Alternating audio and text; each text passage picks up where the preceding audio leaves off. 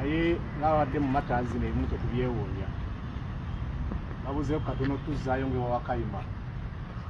gamba nti balangiridde Nambi ng'omuwanguzi ndowooza kye kyokka omulamuzi kyatakoze naye ebirala byonna nga bwe twogera mu mateeka tagoberedde mateeka tagoberedde bujulizi mu nsala gy'awadde omulamuzi era ensala ye gye tufunye olwaleero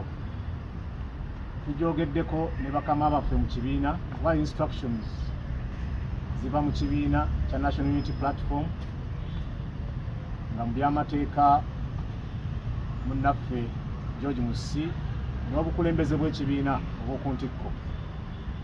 wabaddewo position bbiri Oweekitiibwa Nalukoola twogereganyizaako naye naye nga tannaba kugenda ayogera bintu bibiri nti NRM yonna ne bweddayo Kawempe nga basazizaamu okulonda ajja giwujja akalulu position ey'okubiri nti nno tayinza kuleka nsonga zisayiddwawo mu bukyamu zisigale ku likodi nti newankubadde amaanyi g'abantu era ge beeyambisizza okusazaamu ageesiga kyokumuzzaayo Kawempe ne bwe tuddayo enkya abantu bajja kukozesa gye bayita protest vote bamukomyewo yatuwa instructions tetukkiriza ensalawe enkyamu ebeerewo ng'ejulizibwa oba president mu misango emirala egijja mu maaso era kwe kwadde okukkiriziganya nga tumaze okwogereziganya n'obukulembeze Secretary General ne munnaffe ono aba NUP ne tukkiriziganya ne munnaffe gy'ali ekisooka abagambye ali mu kifo kitukuvu era abatumidde era abasabira instructions ze nti tujulire olw'ensonga eyo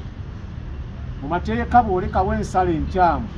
newankubadde ogeewulira ku ground eyinza okweyambisibwa mu bukyamu ne bajulijuliza mu misango emirala nagyo ne bagidibaga twagala tujjukize bannayuganda nti omusango guno ne bannamawulire tubadde wamu nga tutambula obulamuzi bwammwe olwedde ndowooza mwabulaba dda ekisooka byonna munnanga ajja babulira mu election petitions etubaddemu ne presidential election petition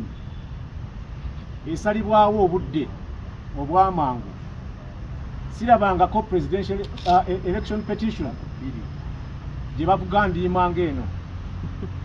tubadde muzisuka ndowooza ziwera n'ekikumi bw'obala okuva ku local government parliament paka mu presidential election petitions etuwozezza eya Dr. Kizza Besigye eya Mama Mbabazi n'eya Honorable Robert Kyagulanyi Ssentamu tewabangawo election petition ya byabufuzi on record yali evugiddwa ndiima ene tekomye ku ndiima ebaddemu n'ekimama kyekyo lwaki kooti etomedde yatugenda kweyambisa okutomera kwayo n'ensobi zeekoze okulaba nti tujulira mu kooti kati ensukkulumu mu nsonga election petitions ye Court of Appeal tugiraga ensonga ezimu ku zino ekisooka eno kooti yatusalirawo bajulizi ki betusinziirako ng'esala omusango guno kooti yasalawo abajulizi bonna be twagisaba 30 naye tulonderamu abajulizi be tulina okweyambisa mu musango guno okulaba ntuwakanya enteekateeka n'empaaba ya Nambi kati ate kooti y'emu neyeeyambisa obujulizi bwabo bwe yatugaana okuwakanya jati mwabuwakanya y'emu ku grounds etugenda okweyambisa otugaanye okuwakanya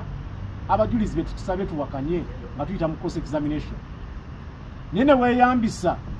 abajulizi bebamu obujulizi bwabwe tetwabuddamu okuddamu obujulizi mu election petition bagiyita cross examination kuba oba tojja kuwandiika volumes ng'oddamu buli kigambo mu nnaku ze batuwa entono so awo amenye mateeka era endiima etomezza mu nsonga eyo era kwasinzidde n'asalawo nti abalonzi bonna abali mu register ku bitundu abamu betwalaba nga bali mu uniform z'amagye ne kale ezimu ezaali mu kalwako kawakanya nga baasayasa bokisi zino nti abantu bonna akakaaga mu lukaaga mwana ng'ogasseeko abafu ogasseeko abaava mu ggwanga lino ogasseeko abalwadde ogasseeko abasomi abali wabweru w'eggwanga oba batali Kawempe ng'abantu abajja baali bitundu 14 ku buli 100 agambye nti ebitundu 10 ku 10 mu polling station 14 abatalonda bonna nga abafumu batadde n'abalala bagibwako eddembe lyabwe nti abafu bagibwako eddembe ly'okulonda abali mu malwaliro bagibwako eddembe ly'okulonda abatakyali mu ggwanga bagibwako eddembe ly'okulonda n'olwekyo akalo tekaali kamazima na bwenkanya bw'eddembe lyabwe lyabagibwako nti bw'obakwata abo bonna abali mu register n'olaba ne difference eyaliwo ey'akanaana n'ogigatta n'ojjawo emitwalo 6 n'olaba akanaana nti awo kitegeeza nti yona bonna Lukuba teyandikoze eki teyandiwangudde kalulu kano nti abali mu register bonna ngo babaze n'otunya ne difference yalina kyekilwaki kisaanidde okuddayo okuorganizinga akalulu kano kyayise mu mazima n'obwenkanya ku bantu bano kyetulowooza nti nno tekibangawo sigwe gusoose embeera bwetyo okubaawo ensonga eno yaliwo mu musango gwa Oweekitiibwa Mama Mbabazi era gwe twalimu ne siniya waffe Mbabazi ono nga yatukulembera ti ensonga ze ezimu bwe twaziteeka mu kooti pakuwola ffe twali tuwaaba kooti yatugamba toyinza kutunuulya balonzi bonna olw'ensonga z'emmenye kuba temuyinza kulonda 100%. Kati ensonga ze zimu ate abali ku sayidi eri ze batuwadde ab'NRM ku lwaluli ensonga NRM gye twali tuvuganya mu kooti ensukulu era balamuzi ne bagamba ti NRM akakalulu yakawangula era pulezidenti bamulayiza ensonga ze zimu NRM ku luno bwe zireese ate etteeka ne balikyusa nti amateeka agakola ku Supreme Court